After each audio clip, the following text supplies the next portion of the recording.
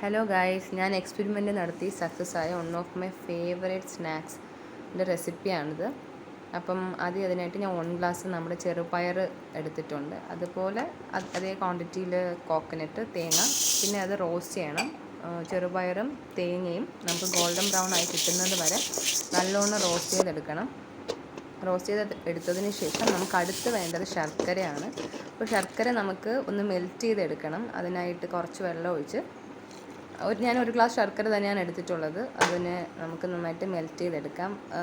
നല്ല ഒരു വാട്ടർ കൺസിസ്റ്റൻസിയിൽ കിട്ടുമ്പോൾ നമുക്കത് ഓഫാക്കാം. അതിനുശേഷം നമ്മൾ റോസ്റ്റ് ചെയ്ത് വെച്ചത് തണുത്തതിന് ശേഷം നമുക്കൊന്ന് ഗ്രൈൻഡ് ചെയ്തെടുക്കാം. കുറച്ച് തരി ഉണ്ടാവുന്നത് നല്ലതാണ്. തേങ്ങ ഗ്രൈൻഡ് ചെയ്യേണ്ട ആവശ്യമില്ല. എന്നിട്ട് നമുക്ക് ജാഗരീൻ്റെ ആ വാട്ടർ കൂടെ ഒഴിച്ച് നമുക്ക് മിക്സ് ചെയ്തെടുക്കാം. ആവശ്യത്തിന് കുറച്ച് ഒഴിച്ച് മിക്സ് ചെയ്തെടുക്കുന്നതാവും ബെറ്റർ, എല്ലാം ഒരുമിച്ച് ഒഴിക്കാണ്ട്. എന്നിട്ട് നമുക്ക് ലഡുവിൻ്റെയൊക്കെ ഒരു ബോളാക്കി എടുക്കാൻ പറ്റുന്ന രീതിക്ക് ആക്കിയെടുത്തതിന് ചൂടായിരിക്കും. ആദ്യമേ കൈയിട്ട് മിക്സാക്കി എടുക്കേണ്ട ആവശ്യമില്ല. കുറച്ച് നെയ്യ് കയ്യിലെടുത്തതിന് ശേഷം നമുക്കിങ്ങനെ ബോൾസാക്കി എടുക്കാം. ഇനി അതിന് നമുക്ക് കോട്ടിങ്ങിന് ആവശ്യമായിട്ട് അരിപ്പൊടിയാണ് വേണ്ടത്. അരിപ്പൊടി കുറച്ചെടുക്കുക, മഞ്ഞൾപ്പൊടി ഒരു 1/2 സ്പൂണ്, പിന്നെ കുറച്ച് ഉപ്പ് കൂടി ഇട്ട് നല്ലോണം മിക്സ് ചെയ്തെടുക്കുക.